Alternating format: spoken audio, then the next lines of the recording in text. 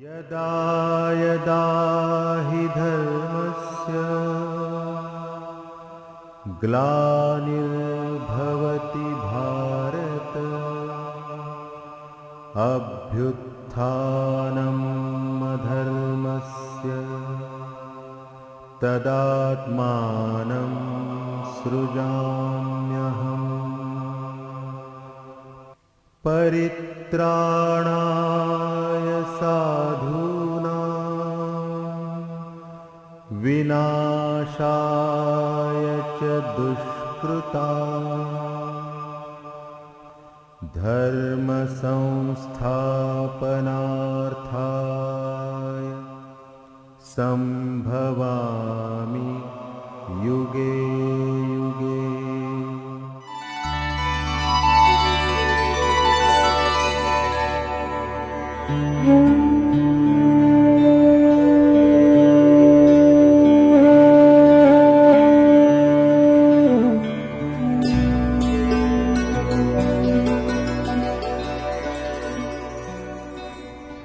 हमारे प्यारे प्यारे बच्चों, सभी फैकल्टी के सदस्य और जितने भी सुन रहे हैं वो सभी हमारे श्रोता, आज हम लोग दूसरे अध्याय के 48वें श्लोक पे चर्चा करेंगे। 2/48। ये जो श्लोक है बड़ा जोरदार श्लोक है। योगस्थः कुरु कर्माणि संगम त्यक्त्वा धनंजय। आसक्ति को छोड़कर कर्म कर। और कैसे करें? योग में स्थित होकर कर्म कर। सिद्धि असिद्धयो समो भूत्वा समत्वम योग उच्यते। इसमें दोनों लाइन में 4 चीज़ें आई हैं। सिद्धि असिद्धि में समान होना, समत्व इसको कहते हैं, योग उच्यते। योग रूपी समता रूपी योग इसी को कहा जाता है। इसलिए ये बड़ा महत्वपूर्ण श्लोक है, की श्लोक है, जिसको कहा जाए कि दूसरे अध्याय का की श्लोक, या कर्मयोग का कहें तो कर्मयोग का की श्लोक है। हम लोग गीता की और ध्यान की कक्षाएं 6 कर चुके हैं। इस आपके बैच में 7वीं क्लास है और इस क्लास में हम लोग ये बात करना चाहते हैं कि कर्म के माध्यम से मनुष्य कैसे महान बन सकता है। ऐसे कर्म जिन्होंने कर्म किए हों, उन कर्मों के पीछे चलने के किसी का मन करता है क्या? जिनने अमर किया हो इतिहास, ऐसा हम कुछ सोच सकते हैं क्या? हाँ, ऐसे कई लोग हैं। बुद्ध हैं, स्वामी विवेकानंद हैं, परम पूज्य गुरुदेव हैं, कबीर हैं, रैदास हैं, ढेर सारे लोग हैं जिन्होंने ऐसे कर्म किए, अच्छे कर्म किए। आज गीत वही है, उसी गीत को सुनेंगे शुरुआत। उनके पद चिन्हों पर चलकर, पद चिन्हों पर चलकर यश गौरव हम पाए कि जिनने अमर किया इतिहास, आज हम उनकी जय गाएं। जिनने अमर किया इतिहास, आज हम उनकी जय गाएं। उनके पद चिन्हों पर चलकर यश गौरव हम पाएं। उनके पद चिन्हों पर चलकर यश गौरव हम पाए कि जिनने अमर किया इतिहास, आज हम उनकी जय गाएं। कि जिनने अमर किया इतिहास, आज हम उनकी जय गाएं।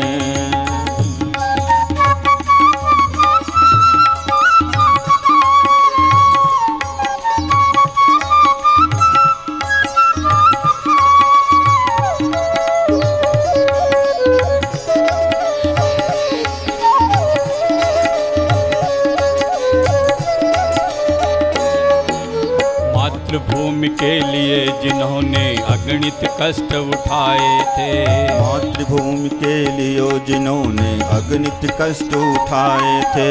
वन वन भटके परन जिन्होंने अपने शीश झुकाए थे। वन वन भटके परन जिन्होंने अपने शीश झुकाए थे। बच्चे भूखे रहे न फिर भी जो किंचित घबराए थे, वह किंचित घबराए थे। जाति धर्म के हित संघर्षों के कंटक अपनाए थे। वे कंटक अपनाए थे।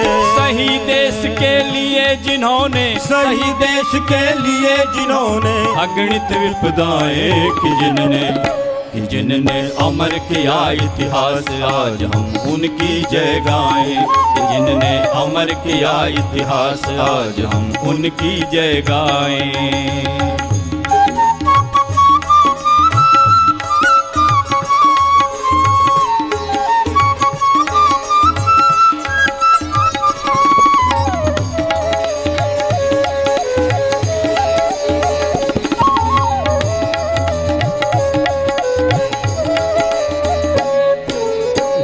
सत्य के लिए सदा जो कष्ट अनेकों व्यस सहे। जिए सत्य के लिए सदा जो कष्ट अनेकों विहस सहे। आन निभाई चाहे बिक कर मरघट में बन भृत्य रहे। आन निभाई चाहे बिक कर मरघट में बन भृत्य रहे। संपत्ति त्यागी नारी सुत बेचे दुख की सीमा कौन कहे। दुख की सीमा कौन सहे। फिर भी कष्ट पुण्य सम समझे रहे सत्य का पंथ गए। रहे सत्य का पंथ गए। सत्य मार्ग से डिगे न चाहे। सत्य मार्ग से डिगे न चाहे। आई विपदाएं कि जिनने अमर किया इतिहास आज हम उनकी जय गाएं। कि जिनने अमर किया इतिहास आज हम उनकी जय गाएं।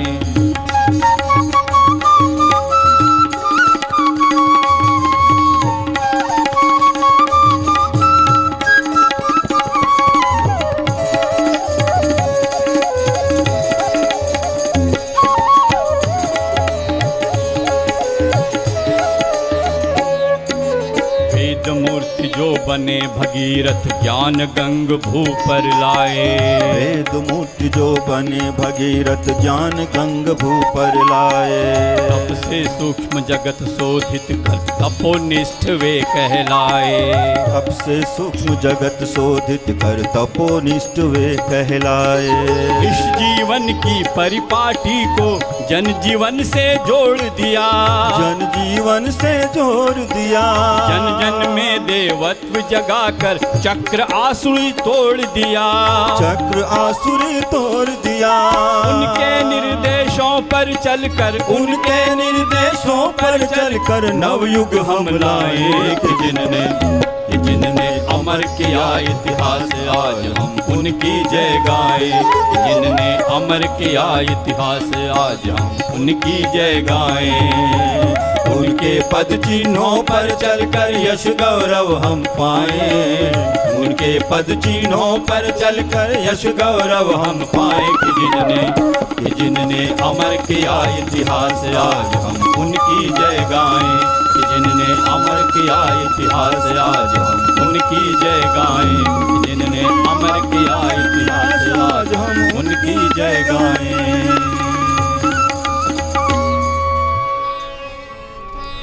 विद्यार्थियों की जीवन शैली कैसी होनी चाहिए?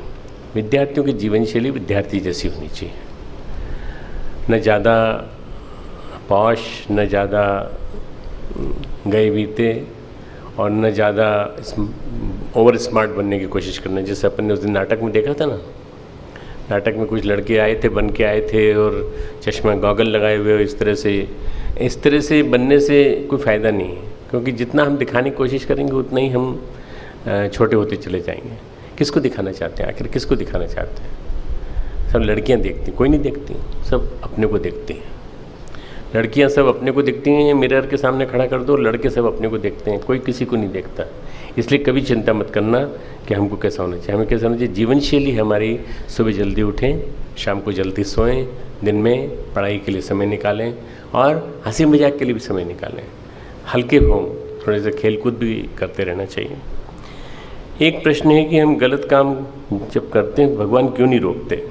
हमारे माता पिता हमें गलत करते हैं तो बोलते हैं, इसी प्रकार भगवान भी हमारा आध्यात्मिक माता पिता हैं और वो हमको रोकते क्यों नहीं हैं जब हम गलत कार्य करते हैं? तो कितना मासूम प्रश्न है, देखो ना, कितना इनोसेंट प्रश्न को करिए। देखो, भगवान तो अंदर बैठा हुआ है, भगवान तो हमारे अंदर विराजमान है। तस्मात् सर्वगतम ब्रह्मम, ये जो ब्रह्म है, परमात्मा यहाँ बैठा हुआ है। अहम आत्मा गुणाकेश सर्वभूताशय स्थिता। मैं सभी भूतों के, सभी जीवों के अंदर स्थित हूँ। मैं बैठा हुआ मैं। भगवान कहता है, चेतावनी देता है जब हम गलत काम करते हैं, चेतावनी देता है, पर हम उसको दबा देते हैं, अपने मन की बुद्धि के द्वारा हम दबा देते हैं। हम अगर कोशिश करें तो अपनी अंतःकरण की आवाज़ सुन करके हम सावधान हो सकते हैं, पर अंतःकरण की आवाज़ को हम सुनते नहीं हैं। हम कहते हैं अरे भी चुप रहो, पीछे नीचे रहो। एक फिल्म आई थी बहुत पुरानी, मुझे याद आ रही है, जिसमें पेनिसिलिन, टेरामाइसिन करके इन सब के माध्यम से उसको भगवान आकर के पास में आके समझाते हैं कि देख तेरा पाप बोल रहा है, सिन माइसिन माइसिन माइसिन जेंटामाइसिन टेरामाइसिन। तो वो बोलता है, लोगों को बताता है कि भगवान आए थे। तो बोले पागल जैसी बातें कर रहे हो, भगवान कहाँ से आ सकते हैं? तो उसको दिखाई देते हैं, जैसे लगे रहो मुन्ना भाई में था ना वो, देखी तुमने लगे रहो मुन्ना भाई देखी थी? गांधी जी आए थे, बार बार कहते हैं कि तेरे को दिखाई दे रहा है? बोले हाँ दिखाई दे रहा है, यहाँ बैठे हैं। अरे बोले उधर नहीं इधर बैठे हैं। तो वो सर्किट जो है बार बार बताने की कोशिश करता है, नहीं इधर बैठे हैं, फिर वो फेवर करता है उनका। अब वो इल्यूजन मान करके, साइकोसिस मान के उसको टाल दिया जाता है, परंतु अल्टीमेटली उसको दिखाई पड़ते हैं। भगवान महात्मा गांधी उसको दिखाई पड़ते हैं। भगवान हमें भी दिखाई पड़ सकते हैं, भगवान हमें भी गाइड कर सकते हैं अगर हम भगवान की सुने तो। हम भगवान की सुनते नहीं हैं, भगवान की सुनना चालू करो। भगवान की सुनेंगे तो आपको अंदर से आवाज़ आएगी। ब्रह्म क्या है कृपया समझाएं, आत्महीनता से कैसे बजाया जा सकता है? ब्रह्म बेटा अपने अंदर बैठा हुआ है, ये पे है, यहाँ बैठा हुआ है, ये अपने अंदर है। नित्य यज्ञ चल रहा है, योगाग्नि का यज्ञ चल रहा है। स्पाइनल कॉर्ड में, मेडुला में एक यज्ञ चल रहा है, आत्माग्नि का, ब्रह्माग्नि में आहुति, एक प्रकार से कुंडलिनी की आहुति। ये सारा यज्ञ हमारे अंदर चल रहा है, और इस यज्ञ को करने वाला परब्रह्म परमात्मा ब्रह्म स्वयं है। तस्मात् सर्वगतम ब्रह्म नित्यम यज्ञ प्रतिष्ठितम, हमेशा यज्ञ के रूप में बैठा हुआ है। तो ये परमात्मा है हमारा अंदर जो बैठा हुआ है, इसको हम पहचान नहीं पाते, बस यही दिक्कत है। आत्महीनता से बचना है तो अपने उन कारणों को पता लगाओ जिससे आत्महीनता होती है। शक्ल सूरत, कपड़े, पढ़ाई, विभिन्न प्रकार की मनोग्रंथियाँ, सब बेकार है, फालतू की बातें। अगर शक्ल सूरत की बात करोगे तो शक्ल सूरत सब तरीके से होती है, सबकी। सुंदर से सुंदर भी हो सकते हैं और कुरूप से कुरूप भी हो सकते हैं, परंतु अपने आप को हमेशा ये मानो कि मेरे से ज़्यादा श्रेष्ठ सुंदर कोई नहीं है। और ये मत करो कि वैसे बस चलो ऐसे अभिमान के साथ मत चलो, हमेशा ये मान के चलो परमात्मा ने मुझे श्रेष्ठतम बनाया है। This is my day. मैं तुमको बता रहा था ना उस दिन, APJ कलाम साहब की बात बता रहा था ना, this is my day, I am the best and I will do it, I will complete it, I will accomplish the job, मैं कर लूँगा काम। ये अगर हम रोज़ अपने आप को कहते रहें तो आत्महीनता से निकल सकते हैं। ऑप्टिमिज्म, नेगेटिविटी आउट और पॉजिटिविटी इन। बार बार बार बार बार बार अपने आप को खुद कहना है कि अंदर आओ अंदर आओ अंदर आओ, चलो बाहर कहाँ घूम रही है, चलो अंदर आओ चलो। और नेगेटिविटी को तू अंदर का बैठी है, चल बाहर निकल बाहर निकल बाहर निकल बाहर, अपने आप निकल जाएंगे, सब कुछ निकल जाएगा। सगुण और निर्गुण में कौन सी उपासना उपयोगी है? देखो भगवान कृष्ण 12वें अध्याय में अर्जुन की क्वेरी को सुनते हैं तो पूछते हैं, वो कहते हैं कि जो श्रद्धा है दो तरह की होती है, एक सगुण की श्रद्धा, एक निर्गुण की श्रद्धा। निर्गुण की श्रद्धा में उसको ज्ञानी बनना पड़ता है, ज्ञानी बनने के बाद श्रद्धा आरोपित करनी पड़ती है। सगुण में सीधा श्रद्धा आरोपित करते तो चल जाता है काम। तो सगुण को भगवान श्रेष्ठ मानते हैं, पर निर्गुण भी कोई बुरा नहीं है, निर्गुण भी ठीक है। निर्गुण कबीर निर्गुण के उपासक थे, हरिदास निर्गुण के उपासक थे। इसलिए निर्गुण हो चाहे सगुण हो, हमारा लक्ष्य परमात्मा होना चाहिए ना। आदर्श, सत्प्रवृत्तियाँ, श्रेष्ठता, अच्छाइयाँ, ये इन सब का समूह भगवान है। इन सब की क्वालिटीज़ जो हैं उन सबको मिला दें तो ये भगवान है। क्या नॉन ओवर कॉन्फिडेंस पॉजिटिव और नेगेटिव दोनों हो सकते हैं? Over confidence is always negative, is never positive. Confidence is positive but over confidence is always negative. Over confidence को कॉन्फिडेंस में कैसे बदला जा सकता है? अपने आप को कंट्रोल करके। ओवर कॉन्फिडेंस में हम ज़रूरत से ज़्यादा अपने आप को दिखाने की कोशिश करते हैं। कोशिश करें कि हम नेचुरल बने, नेचुरल सहज स्वाभाविक रूप से जैसे बनना चाहिए वैसे बने, अपने आप को वैसा ही सिद्ध करें जैसा कि हम हैं। I would like to say thanks to you and Chinmay Bhaiya for giving such a precious time for changing our life. Really, it's working in our life, and we are seeing change in our behavior and day-to-day activities. हम अपने behaviour में और activities में रोज़ change पा रहे हैं, परिवर्तन पा रहे हैं। Gita and Dhyan classes are making wonders in our life. In my friends circle, everyone is confident, and their confidence level has increased, and we have become more responsible towards others. I am happy than anything. I am really very happy कि अगर इन 6-7 classes से तुमको ये मिला है, वैसे मैं 2003 से क्लासेस ले रहा हूँ, तो मेरे कई बच्चे ऐसे हैं, कई जो टीचर बन गए तुम्हारे, वो मेरी न जाने कितनी क्लासेस सुन चुके हैं। उनसे तुम अनुभव सुन सकते हो, उनसे भी सुन सकते हो कि किस तरह की बातें यहाँ हुई हैं और किस तरह से वो लोग भी उनको सुनते हुए बड़े हैं। सबसे ज़्यादा लाभ मुझे मिला है, मैंने अपने आप को डेवलप किया है। I have evolve my self. नहीं तो हो सकता है कि मैं उधर चला जाता, उसी फील्ड में चला जाता, लेक्चरबाजी और ये और वो दुनिया भर की उसमें, और फिर उसमें पॉलिटिक्स आ जाती है, फिर उसमें ये आ जाता है कि हमारा मिशन उनके सबके बराबर क्यों नहीं है, वैसा क्यों नहीं है, स्वामी जी के बराबर क्यों नहीं, बाबा जी के बराबर क्यों नहीं। नहीं, मैंने मिशन को गुरुदेव की जो इच्छा थी उसके हिसाब से बना के रखा पूरा अभी तक, इधर उधर नहीं होने दिया, बिल्कुल वही धारा जो गुरुदेव ने निर्धारित की थी उसी को। तो तुम लोग जो हो बहुत लकी हो कि तुम लोगों ने गुरुदेव के समय में जन्म लिया।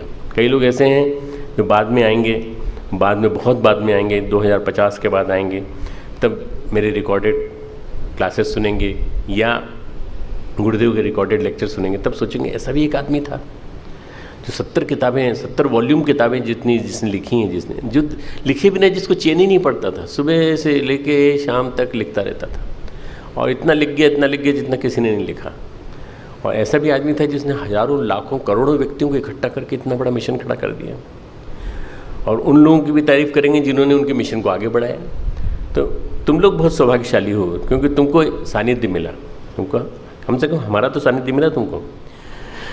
आज ओजोन दिवस है, पर्यावरण के बारे में आप अवेयरनेस के बारे में जागरूक करने की कृपा करें। तो ओजोन दिवस का मतलब ये है कि हम जहाँ तक हो सके ओजोन को डिप्लीट ना होने दें। देखो बड़े बड़े जो हवाई जहाज बन रहे हैं, आज नए बन रहे हैं, अब तो एक नया प्लेन आया है जो कि समय मतलब जितने समय में अपन पहुंच सकते हैं उससे भी कम, आधे से अभी 1/4 से भी कम समय में पहुंचा देगा। आदमी को जल्दी है, जल्दी जाने की। एक कॉन्कॉर्ड जेट आया था, कॉन्कॉर्ड को उन्होंने हटाना पड़ा उनको, क्योंकि ध्वनि का बहुत ज़्यादा प्रदूषण हो रहा था। जितना ज़्यादा आयनोस्फीयर और ओजोनोस्फीयर, ट्रोपोस्फीयर, मीजोस्फीयर इसको हम डैमेज कर रहे हैं, उतना ही हमारे लिए नुकसान के कारण बनते जा रहे हैं। छेद बन रहे हैं, हमारे छतरी में छेद बन रहे हैं। तो इसको बचाने के लिए हम आज संकल्प दिलाएं लोगों को, और हम खुद संकल्प लें कि हम नहीं करेंगे प्रदूषण नहीं करेंगे, न करने देंगे, लोगों में अवेयरनेस पैदा करेंगे। जीवन में साथी की आवश्यकता को स्पष्ट कीजिए। हड़तालिका के दिन इससे बढ़िया क्वेश्चन नहीं हो सकता था। जीवन में साथी की आवश्यकता को स्पष्ट कीजिए। जीवन अकेले ज़्यादा बेहतर है किसी के साथ। देखो पहले तो दोस्त जरूरी है। जीवन में दोस्त के बिना जिसका जीवन है वो बेकार आदमी है। दोस्त जरूरी है। पुरुषों के लिए, बॉयज़ के लिए कहता हूँ, तुम भी अपने दोस्त बनाओ। तुम अपनी कैटेगरी में ही अपने दोस्त चुनो, दोस्त बनाओ। दोस्त से अपने शेयर करो, वही चीज़ें शेयर करो जो तुम समझते हो कॉन्फिडेंस के कारण शेयर कर सकते हो। तुम भी अपने सहेलियाँ बनाओ, दोस्त बनाओ। और दोस्त बनाने के अलावा इसके साथ क्या है कि साथी की आवश्यकता ज़रूरी है। मैं ऐसा मानता हूँ, मैं समझता हूँ कि साथी जो है वो तुम्हारी चीज़ों को शेयर कर सकता है। पर आज क्या हो गया है कि आज जितने ज़्यादा जोक व्हाट्सएप पे पति पत्नी के लिए आते हैं उतने किसी के लिए नहीं आते। खटपट, लड़ाई। जब तक शादी नहीं होती तब तक तो सब ठीक है, फिर शादी के बाद फिर पता चलता है सारे रुख बदल गए, दोनों के रुख बदल गए, दोनों ही लड़ने लगते हैं आपस में। लव मैरिज की थी, लव मैरिज करने के बाद दोनों के दोनों मल्टीनेशनल कंपनी में काम कर रहे हैं। अब सास में ये एक्सपेक्ट करती है कि बहू हमारी खाना बनाएगी। बहू कहती है माँ जी आप खाना बना कर रखना, हम शाम को 10 बजे आएंगे, 9 साढ़े 9 बजे आएंगे। माँ जी बेचारी खाना बनाती है, थोड़े दिन बाद अपने गांव चली जाती, घर चली जाती है। अब पति जो है आगे पत्नी में नाराज़ होता है, तू खाना नहीं बना सकती थी, वो तुम नहीं बना सकते तो तुम बनाना सीखो चलो। फिर उसके बाद खटपट लड़ाई, उसके बाद डाइवोर्स। तो ऐसी दोस्ती नहीं चाहिए, ऐसे जीवन साथी नहीं चाहिए। कर्तव्य में दायित्व में क्या अंतर है? दायित्व हमें कर्तव्य हमारी ड्यूटी है, जिम्मेदारी है। दायित्व जो एक नागरिक होने के नाते हमें करना चाहिए वो चीज़ है। नागरिक होने के नाते जो हम लोगों को जो किए जाने योग्य कर्म हैं, मनुष्य होने के नाते वो करने हैं। गायत्री मंत्र के ध्यान की ऊर्जा को कैसे नियंत्रण में रखें, उसका प्रयोग कैसे करें? गायत्री मंत्र की ऊर्जा को तुमने अगर ध्यान से संचित किया है तो उसको अगर इकट्ठा रखना है तो डेली उसको पोषण दो, डेली उसको पुट्टी चढ़ाओ, डेली। जो तुमने आज किया है, जब थोड़ी देर भी किया है, 15 मिनट भी किया है, तो अगले दिन भी करो 15 मिनट, जब 10 मिनट करो, 5 मिनट करो, पर उसको नियमित रूप से करो। नियमितता, निरंतरता, ये बहुत ज़्यादा जरूरी है। मनुष्य जीवन परमात्मा का साक्षात्कार करने के लिए मिला है, फिर इस दुनिया में लोभ मोह माया में क्यों पड़ा है? अरे यही तो सबसे बड़ी प्रॉब्लम है यार, इसीलिए तो क्लास चल रही है, इसीलिए इतने सारे मंदिर खुले हुए हैं, इतने सारे बाबा जी उसी से अपनी आजीविका कमा रहे हैं। अगर माया नहीं होती ना, भगवान कृष्ण ने कहा है गीता में, देवी येषा गुणमयी मम माया दुरत्या, मेरी त्रिगुण भरी माया बड़ी मुश्किल दुष्कर है, इसको पार करना बड़ा मुश्किल है। वासना तृष्णा अहंता को पार करना बड़ा मुश्किल है, बहुत मुश्किल है, बहुत मुश्किल। जितने भी बड़े बड़े लोग दिखाई पड़ते हैं ना, उनमें से कितने लोग पार कर पाए इसको? बहुत कम पार कर पाते हैं। दो दोस्तों के बीच में वाद विवाद हो तो हम अपने आत्मसम्मान को कैसे बनाए रखें? चुप हो जाओ 5 मिनट के लिए, 5 मिनट की चुप हो जाओ, उसका गुस्सा अपने आप शांत हो जाएगा। स्वाभिमान ही नहीं और अभिमान की कमी हमें खले नहीं, स्पष्ट समझाने। कुछ वर्ड गलत लिखा है इसमें। आत्मसम्मान, स्वाभिमान, अभिमान कब क्यों अपनाना चाहिए? देखो, सबसे पहले तो आत्मसम्मान बहुत जरूरी चीज़ है, मनुष्य होने के नाते आत्मसम्मान। इसी आत्मसम्मान का नाम है स्वाभिमान।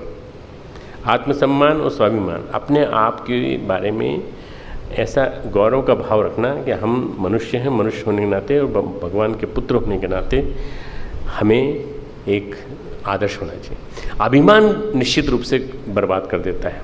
अभिमान अहम को कहते हैं, अहंकार को कहते हैं। सबसे बड़ी बाधा अहम है। भोजन करने के बाद ध्यान करने से क्या होता है? खाना पच जाता है। अरे भाई, भोजन करने के बाद ध्यान करो, जब पहले करो क्या फर्क पड़ता है? जब याद आ जाए तो कर लो। सोने के पहले करते हो कि नहीं?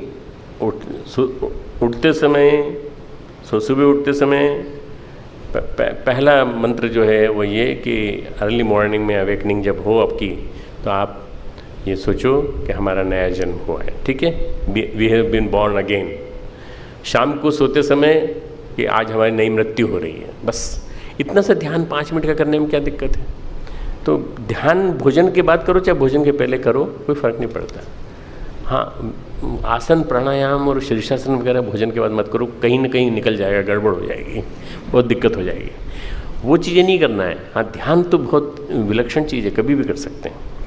धर्म और अध्यात्म में क्या अंतर है? धर्म से अध्यात्म है कि अध्यात्म से धर्म है? अध्यात्म से धर्म है। अध्यात्म कहते हैं स्पिरिचुअलिटी को। Spirituality is the core of religion. और धर्म में 2 चीज़ और हैं, मेटाफिजिक्स और एथिक्स, तत्व मीमांसा और नीतिमत्ता, नैतिकता। पर जो स्पिरिचुअलिटी है, अध्यात्म, उसके अभाव में आज धर्म रिचुअलिस्टिक हो गया, डॉगमेटिक हो गया, कर्मकांड परक हो गया। इस वजह से गड़बड़ हो रही है सारी की सारी। आज का धर्म लोगों को अट्रैक्ट नहीं करता। मैं आपसे भावी शिक्षक होने के नाते जानना चाहता हूं कि आधुनिक छात्र पीढ़ी को ग्लैमर की दुनिया से किस प्रकार आकर्षित होने से बचाया जा सकता है। बेटा, ग्लैमर में क्या है कि ग्लैमर में कोई अनड्यू मीन्स मत अख्तियार करो, कोई गलत अनैतिक कृत्यों के माध्यम से अपने साधन इकट्ठे मत करो। ग्लैमर की दुनिया बड़ी आकर्षक होती है। ग्लैमर की दुनिया है बॉलीवुड, ग्लैमर की दुनिया है मॉडलिंग, ग्लैमर की दुनिया है फैशन डिज़ाइनिंग, ग्लैमर की दुनिया है, इंटीरियर डिज़ाइनिंग, कहीं भी आप चले जाओ तो ये सब के सब चलती हैं। तो इनसे बचना, सिंपल लिविंग हाई थिंकिंग, बस अपनी सिंपल लिविंग हाई थिंकिंग सबसे बढ़िया ना। शादी के बाद दो परिवारों में उचित सामंजस्य किस प्रकार बैठाया जा सकता है? पहले दिन युद्ध कराया जाना चाहिए दोनों के बीच में। जब युद्ध में जो विजयी हो उनसे कहा जाए अब इनसे माफ़ी मांगो कि हमने युद्ध किया आपसे, इसके लिए माफ़ी मांगते हैं। फालतू की बात है। सामंजस्य कैसे बिठाया जा सकता है? दोनों तालमेल बिठाएं, आपस में तालमेल बिठाओ। दुनिया को बने कुछ ही हजार वर्ष हुए हैं तो प्राणी या जीव 84 लाख योनियाँ कैसे भोग सकता है? तुमको कैसे मालूम कुछ ही साल हुए हैं? न जाने कितने लाख वर्ष पुराने तो वो स्टोन मिल रहे हैं और वो कह रहे हैं कितने पुराने। आज ही की न्यूज़ में बहुत ज़्यादा। तो इसलिए योनियाँ तो 84 लाख योनियाँ हैं।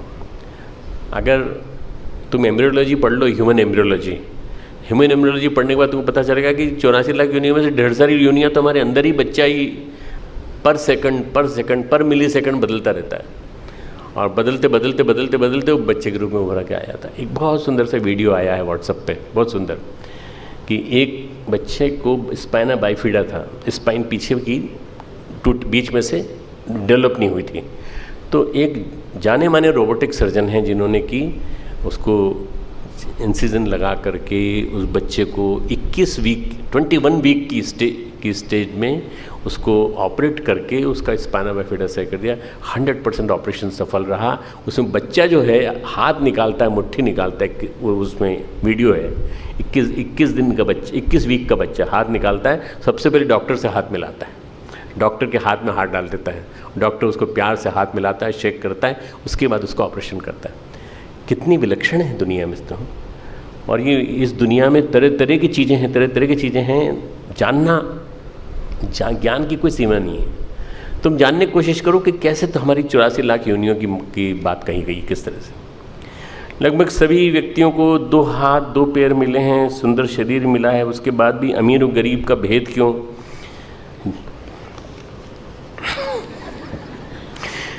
वो इस पे तो फिल्में बनती हैं, सजनी अमीर सजना गरीब, न जाने क्या क्या, तो कितनी फिल्में बन चुकी हैं, तुमको मालूम है।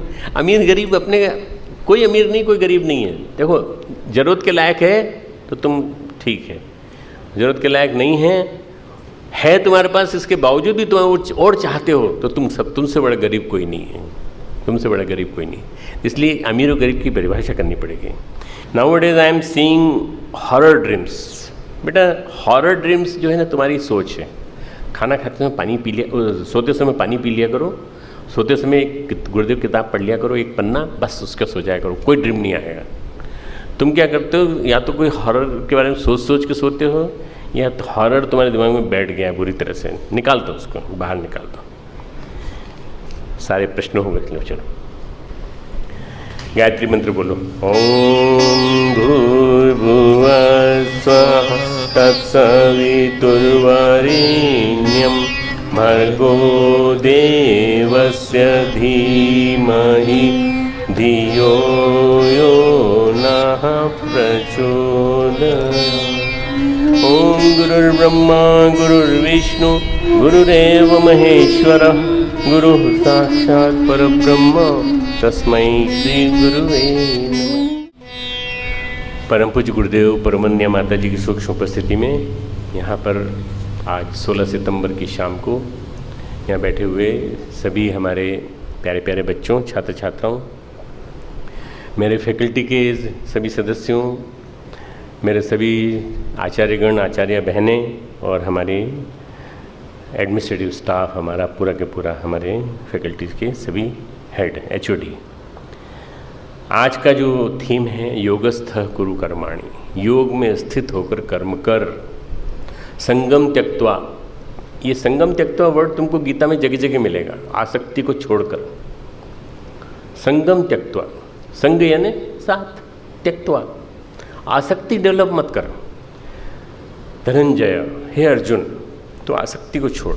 धनंजय नाम क्यों यहाँ यूज़ किया उन्होंने, भगवान कृष्ण ने धनंजय क्यों यूज़ किया? अर्जुन का एक नाम धनंजय भी है, अर्जुन के 24 नाम है, उनमें एक नाम धनंजय भी है। धनंजय क्यों है? कोई जानता है धनंजय के बारे में? हाँ बोलो बोलो, कौन बोलो, हाथ किसने उठाया है? धनंजय का मतलब होता है खजाना खोदने वाला। अर्जुन को एक महारत हासिल थी, खजाना, उसको खजाने मिल जाते थे, उसको पता चल जाता है कहाँ खजाना है।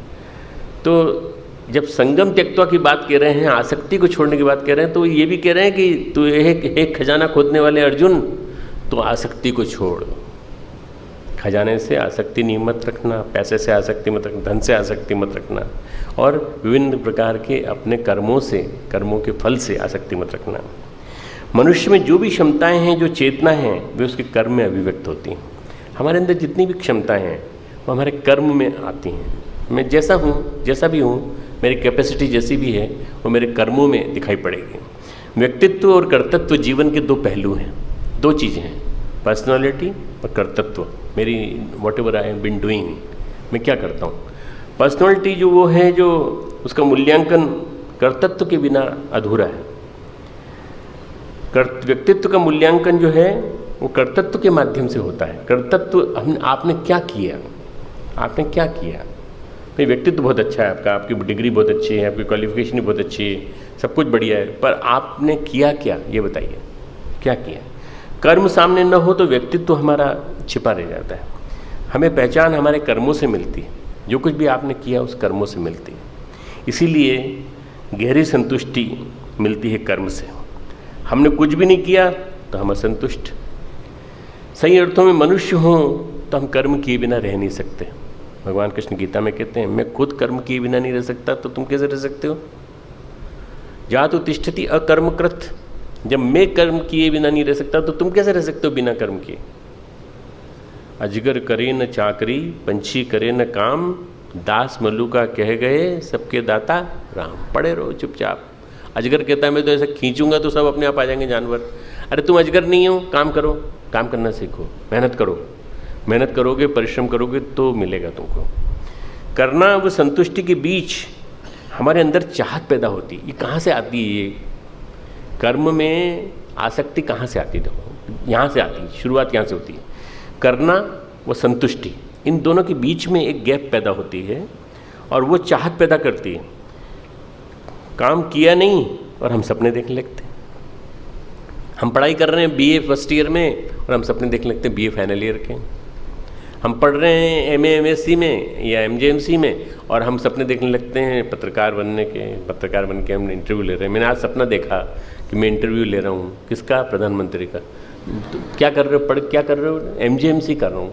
अभी तो मैं फर्स्ट ईयर में ही हूँ, पर मैं जब मैं बन जाऊँगा तो मैं करूँ। सपने देखो, कोई दिक्कत नहीं है, पर सपने को अंजाम देने के लिए कर्म करो, पर कर्म के फल के प्रति आसक्ति मत रखो। कर्म के फल के प्रति आसक्ति, कर्म के फल के प्रति आसक्ति तुम्हारी इंटेंसिटी को कम कर देती, तुम्हारी तीव्रता को कम कर देती। कर्म की आसक्ति इंटेंसिटी को कम कर देती है। आसक्ति से क्या हो जाता है कि हम उलझ के रह जाते हैं, फिर हमारे कर्म कर नहीं पाते, हम कर्म कर नहीं पाते।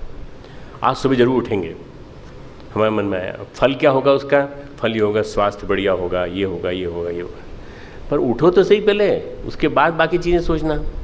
उठ ही नहीं पाते हो तुम लोग। आधा अधूरा कर्म करते हैं। बीज खेत में किसान डालता है तो बीज की गुणवत्ता, बीज की क्वालिटी, भूमि की गुणवत्ता, जमीन की क्वालिटी और मौसम की अनुकूलता, दैवीय अनुकूलता। अब देखो इस साल सूखा पड़ा है। अभी 2009 के बाद पहली बार बड़ा भयंकर सूखा मैंने अपने संपादकीय लिखा है आज। उसमें सूखे के बारे में मैंने लिखा है बहुत ज़्यादा। मैंने कहा कि जगह जगह राहत शिविर चलाए जाने चाहिए, चारा गाय का कम न पड़ने पाए, लोगों को भोजन कम न पड़ना पाए। हम क्या कर सकते हैं, बचा हुआ भोजन क्या हम सप्ताह में 2 बार आधा पेट रह सकते हैं, जो बचेगा पैसा वो हम क्या इकट्ठा करके दें, उससे हम राहत कार्य चला सकते हैं। ये मैंने लिखा है आज। ये सोमवार वाला व्रत उन्होंने लाल बहादुर शास्त्री ने चालू किया था। हम चलो 2 सप्ताह में 2 दिन खाएं, सुबह तो खाएं, शाम को आधा पेट खाएं, बाकी जो बचे 2 दिन वो उसको हम बचा के रखें। ये क्या है, देवी आपदा से लड़ने का आध्यात्मिक उपाय। एक देवी अनुकूलता होगी तो बीज फलेगा। किसान तैयार होना चाहिए, बीज की गुणवत्ता होनी चाहिए, भूमि की गुणवत्ता होनी चाहिए। ये 3 फैक्टर तय करते हैं कि फसल कैसी होगी। पहले से नहीं बता सकते आप कि फसल कैसी होगी। मौसम अनुकूल ना हो तो बीज सही होना चाहिए, कर्म ही वह बीज है, कर्म उस बीज को कहते हैं जो हमारी मनोभूमि में हम बोते हैं। कर्म बीज है, इसको मनोभूमि बोते हैं। और मनोभूमि बोने वाला किसान कौन है? आप खुद। क्षेत्रज्ञ 13वां अध्याय 13 चैप्टर में क्षेत्रज्ञ, क्षेत्रज्ञ यानी खेती करने वाला, खेती करने वाला। क्षेत्र यानी खेत, खेत कौन सा? हमारी बॉडी। भगवान कृष्ण बड़े विलक्षण हैं, बहुत ही विलक्षण। भूमि परिस्थिति और मनस्थिति है, जो हमारी परिस्थितियां हैं, मनस्थितियां हैं, ये भूमि हैं। और कर्म हमारे जो हैं वो बीज हैं। और मौसम में देव की अनुकूलता है, देवी अनुकूलता चाहिए। मतलब परमात्मा का साथ हमारे पास साथ होना चाहिए। जैसे हम कह रहे हैं ना कि इस समय किसानों को चाहिए मौसम अच्छा चाहिए, ऐसी तरह से हमें परमात्मा का साथ चाहिए, देवी अनुकूलता चाहिए। हमारे हाथ में कर्म है, अच्छा श्रेष्ठ परिपुष्ट कर्म। हम अच्छा कर्म करके दिखा सकते हैं, परिपुष्ट कर्म करके दिखा सकते हैं। कर्म ही हमारी गुणवत्ता बनाए रखता है और हमारे हाथ में है। कर्म ही हमारे हाथ में, और कुछ नहीं है। आप कर्म करके दिखा दीजिए ना, आप उसकी क्वालिटी को जितना ज़्यादा बढ़ा सकते हो उतना बढ़ाने की कोशिश करो। Don't think about the result of the कर्म, क्या रिजल्ट क्या होने वाला है मत सोचो भी। करते जाओ करते जाओ करते जाओ। अष्टावक्र गीता में एक संवाद आया है जिसमें अष्टावक्र जनक से कहते हैं, हे जनक तू देहासक्त योगी मत बन। योगी और देहासक्त हो सकता है क्या कभी? देहासक्त योगी हो सकता? आज से 8000 साल पहले की बात है, 5000 से लेकर 8000 साल पहले, जब विदेह जनक थे और उनके गुरु आए थे अष्टावक्र उनको पढ़ाने के लिए, उनका तो देहासक्त योगी मत बन। देहासक्त सामान्यतः भोगी होता है, जो देह से आसक्ति रखता है। मेरे कपड़े अच्छे हों, मैं कोई सूंघे नहीं भले मेरे पास आके, पर मेरे फ्रेग्रेंस ज़रूर लगाऊंगा, परफ्यूम ज़रूर लगाऊंगा, ठीक है ना। और अच्छे कपड़े पहनूंगा, मैं अच्छे बाल रखूंगा, मैं अपने आप को जितना सुंदर बनाने की कोशिश करूंगा उतना करूंगा। आजकल पुरुष ब्यूटी पार्लर में जाने लगे, तुमको मालूम है? ब्यूटी पार्लर में जाके मेकअप करके कथावाचक और नेताजी भी आजकल कथा सबसे पहले ब्यूटी पार्लर में जाते हैं, या उनके लिए अलग से पार्लर की व्यवस्था रहती है। हो सकता है उनके हर एक के आवास में सबके लिए अलग से पार्लर्स हो सकते। इसको कैसे देहासक्त। तो वो जो जनक को कह रहे हैं कि तुम देहासक्त मत बनो, मतलब देह के ऊपर ध्यान मत दो। देह को साफ सुंदर बनाना, साफ बनाए रखना तो जरूरी है, स्वच्छ बनाए रखना जरूरी है। पर योगी भी क्या देहासक्त हो सकता है? बड़ी विलक्षण उक्ति है ये, बहुत ही विलक्षण। देहासक्त कैसे? आज योग की सारी क्रियाएं देह में सिमट गई। मानते हो कि नहीं बताओ? तुम योगी हो, तुम योग पढ़ते हो, तुम लोग योग, सब लोग योग पढ़ते हो ना? कितने लोग पढ़ते हो? कितने % लोग पढ़ते हो योग? ये बताओ कि तुम लोग योग की क्रियाओं में सिमट गए हो कि नहीं?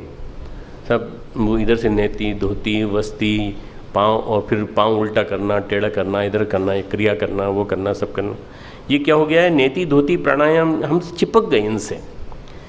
और उसमें व्यक्ति को बनाने की बात नहीं सोची हमने क्या सोचा? हमारे बाबा जी ने भी यही बताया, हमारे गुरु जी ने भी ये बताया, हमारे योगी महाराज ने भी ये बताया कि तुम ये कर लो, बस इतना कर लो, प्राणायाम कर लो और तुम ये क्रिया कर लो, नेति धोती वस्ती कर लो। इनसे आसक्ति हमारी बढ़ गई। नौली क्रिया करना इतना महत्वपूर्ण नहीं है, उसके ऊपर आसक्त हो गए और आसक्त होने के बाद हम योगी बन गए, ये सोचना गलत है। योगी अभी नहीं बने हो। योगी मानसिकता से बनता है, योगी आध्यात्मिकता से बनता है। योगी व्यक्ति कर्म से नहीं बनता, वो क्रिया से नहीं बनता। तो इस योग से स्वास्थ्य व दीर्घ जीवी तो हो सकता है आदमी, पर देह से आगे कुछ भी नहीं है। देह से आगे कुछ भी नहीं। इससे आगे चलो, इससे आगे चलो। अष्टावक्र कह रहे हैं इससे आगे चलो, तुम देहासक्त हो गए हो। किसी ने कह दिया था जनक को कि प्राणायाम कर लें, ये कर लें, ध्यान कर लें, वहीं तक सीमित रहे। नहीं, उससे आगे चलो, उससे आगे चलो, उससे आगे चलो, उससे आगे चलो, मतलब देह से परे चलो। एक शब्द है गोरख धंधा।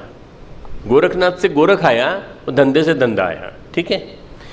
गोरखनाथ जो थे उन्होंने आसन प्राणायाम और भांति भांति की चीज़ें गोरख संहिता के माध्यम से प्रचलित की। तो कबीरदास जी ने इसको फिर ये वर्ड गोरख धंधा कबीर का दिया हुआ है, कबीर ने दिया। जब उन्होंने देखा कि लोग तो इसी में बंध गए हैं, बस सबके सब, जिसको देखो नाथ संप्रदाय के योगी सबके सब पूरे पूरे यही कर रहे हैं, यही कर रहे हैं। तो उन्होंने कहा एक धंधा हो गया। धंधा है ना बिजनेस, और मैं समझता हूँ आज योग एक बिजनेस हो गया, लोग इसी में बढ़ गए। बाबाओं ने इसको बिजनेस बना दिया। धीरेन्द्र ब्रह्मचारी थे, इंदिरा गांधी के गुरु थे, वो यही काम किया करते थे। गोल डाक खाना जो दिल्ली में है, सेंट्रल दिल्ली में, वो उन्हीं का स्थापित किया, वो वहीं पर उनका ऑफिस था। फिर वहीं पर एक बहुत बड़ा केंद्र था जो बाद में आज इंटरनेशनल इंस्टीट्यूट ऑफ योग जो बना हुआ है, Morarji Desai national institute of योग, वो धीरेन्द्र ब्रह्मचारी का स्थापित किया हुआ है। ये गोरखधंधा है। कबीर ने ये शब्द दिया, उलझाऊ शब्द है ये, उलझाऊ शब्द। 10 साल जियो या 100 साल जियो या 150 साल जियो, पर अगर देह में अटके रहोगे तो तत्व दृष्टि नहीं मिलेगी, तत्व ज्ञान नहीं मिलेगा। 100 साल जिएंगे योग के माध्यम से, हम जी के बता देंगे, पर तत्व ज्ञान नहीं मिलेगा, तत्व दृष्टि नहीं मिलेगी, मुक्ति नहीं मिलेगी। इसी में अटके रहोगे, इसी में अटके रहोगे। जीवन की बात कर्म करते हुए मुक्त होना ही समझ में नहीं आएगा। आसक्तियाँ निरंतर बांधे रखती हैं, आसक्तियाँ निरंतर बांधे रखती हैं। थोड़ा सा और जरा शरीर को और बढ़िया बना लें, बार बार ये मन में आता है। श्री कृष्ण भांति भांति की उक्तियों से अर्जुन को आसक्ति से मुक्त कर रहे हैं, अर्जुन को निकाल रहे हैं आसक्ति से। बार बार जो कह रहे हैं, एक बार मुक्त हो गए तो जहाँ रहोगे वहाँ प्रसन्न, पूर्णतः खाली। आसक्ति से मुक्त हो गए तो पूर्णतः खाली। आसक्ति रुलाती है, आसक्ति दुखी करती है, आसक्ति हमें परेशान करती है। बार बार आसक्ति बार बार पास्ट में ले जाती है, हम ऐसे थे, बार बार। और आसक्ति से जैसे मुक्त हो गए, मस्त मनस्थिति, बढ़िया, प्रसन्न। पूरी गीता में वे कर्म करने की बात उपाय बताते हैं ऐसे कि बंधन का कारण न बने। हम जो भी करते हैं, वो किया हुआ यहीं छूट जाता है।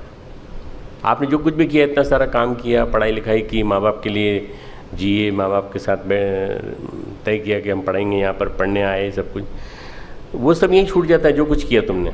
पर भाव रह जाता है। भाव क्या था तुम्हारा? काम करने के पीछे भाव क्या था? भाव जो है वो चिपक जाता है। कर्म की आसक्ति चित्त को धुंधला बनाती है, कर्म की आसक्ति चित्त को धुंधला बनाती है, और शरीर चला जाता है, चित्त यहीं रह जाता है। शरीर चला जाता है, जला दिया जाता है, गाड़ दिया जाता है, पर चित्त यहीं रह जाता है। और ये चित्त फिर नए शरीर में जाएगा, नए जन्म लोगे तुम। प्रश्न ये कि तुम कर्म कैसे करते हो? तो श्री कृष्ण कहते हैं 2 तरह से कर्म करो। पहला कर्म करो, अंतःकरण का अंधकार मिटाने के लिए कर्म करो। अंतःकरण जो अंदर, तुम्हारे अंदर अंतरंग है, इसमें अंधियारा है, अंधेरा बैठा हुआ है, मोमबत्ती जलाओ, इसमें उजाला करो। दूसरा है चित्त में गुणवत्ता पैदा करो, चित्त की क्वालिटी बढ़ाओ। क्वालिटी मतलब चित्त में फालतू की चीज़ें इकट्ठे मत होने दो। चित्ताशय सबसे खतरनाक है। ये चित्ताशय ही चलने वाला है आजीवन तुम्हारे साथ। न जाने कितने जन्म जन्मांतरों तक की तुम्हारी यात्रा में यही चित्ताशय चलने वाला है। इसमें मत इकट्ठा होने दो। क्या करें फिर? बताइए, कृष्ण भगवान आप ही बताइए। तो कहते हैं योगस्थ कुरु कर्माणि, योग में स्थित होकर कर्म करो। योग वर्ड कहाँ से आया है? योगस्थ कहाँ से आया है? स्वस्थ वर्ड सुना है तुमने? स्वस्थ वर्ड सुना है तुमने? आत्मस्थ वर्ड सुना है तुमने?